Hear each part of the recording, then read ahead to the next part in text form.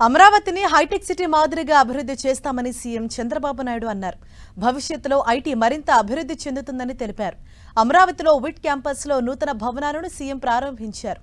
విలాంచ్ ప్యాడ్లో Mahatma Gandhi black, వివి గిరి black, Durgabai Deshmukh black నూతన భవనాలను CM ప్రారంభించారు.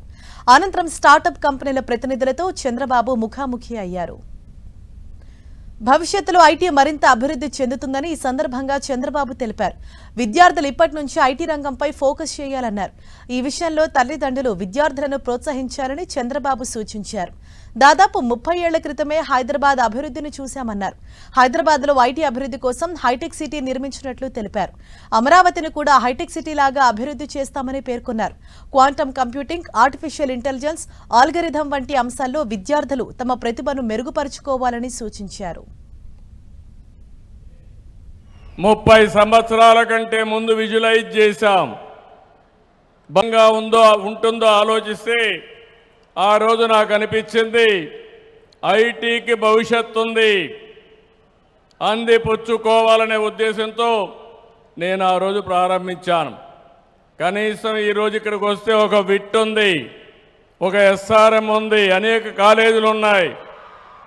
ఆ రోజు ఇవన్నీ కూడా ఏమీ లేవు. హైదరాబాద్లో ఏ విధంగా టెక్నాలజీ ప్రమోట్ చేయాలని బ్రెయిన్ స్టార్మింగ్ పెడితే ఆ రోజు ఒక ఆలోచన వచ్చింది. ఆ ఆలోచనలో పుట్టిందే హైటెక్ సిటీ. 14 నెలల్లో హైటెక్ సిటీ పూర్తి చేశాం. ఐటీకి ప్రాధాన్యత ఇచ్చాం. ప్రపంచంలో ఉండే కంపెనీస్ అన్నీ తీసుకొచ్చాం.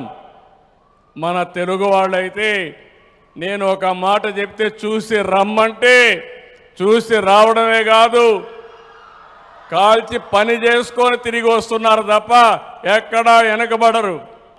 భవిష్యత్తు ఐటీది. మీ పిల్లల్ని బాగా చదివించండి.